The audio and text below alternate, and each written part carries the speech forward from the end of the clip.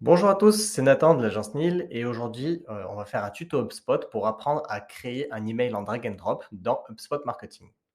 Alors, quelle est la plus-value d'un email drag and drop? Tout simplement, en fait, ça va être une façon de créer un email de façon très rapide et très facile pour un utilisateur qui soit plutôt expert dans HubSpot Marketing ou même pour un novice qui va donc comprendre normalement assez rapidement comment ça fonctionne. Pour ce faire, on va dans Marketing, Email et on va faire créer un email. Donc, vous pouvez faire un email drag and drop qui soit ordinaire, donc emailing newsletter ou mail de suivi, c'est pareil. De là, il y a deux possibilités de menu. Soit vous avez un ancien portail HubSpot et donc vous aurez le menu que vous voyez affiché.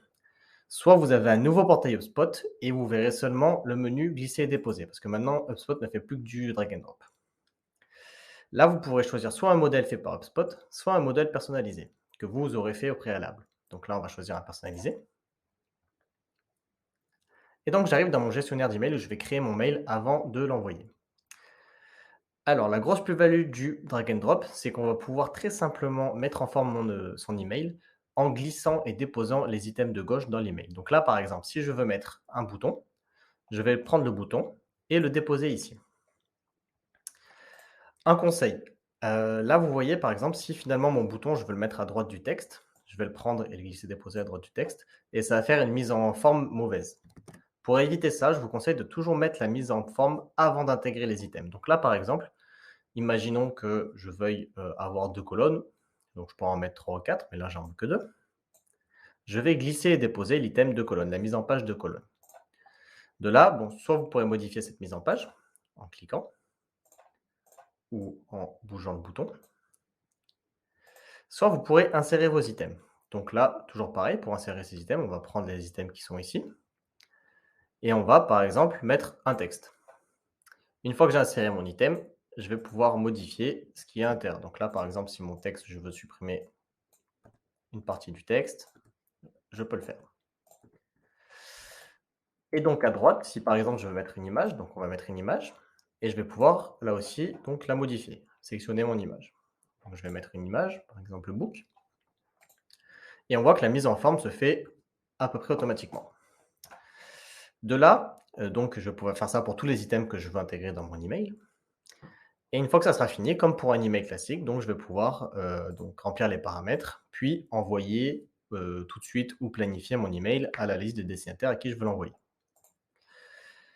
Vous pouvez également, une fois que vous avez mis rempli tous vos items, vous pouvez changer le design. Vous pouvez soit changer le design global, soit les styles de texte, soit les boutons. Donc par exemple, vous pouvez mettre un arrière-plan bleu si vous le désirez.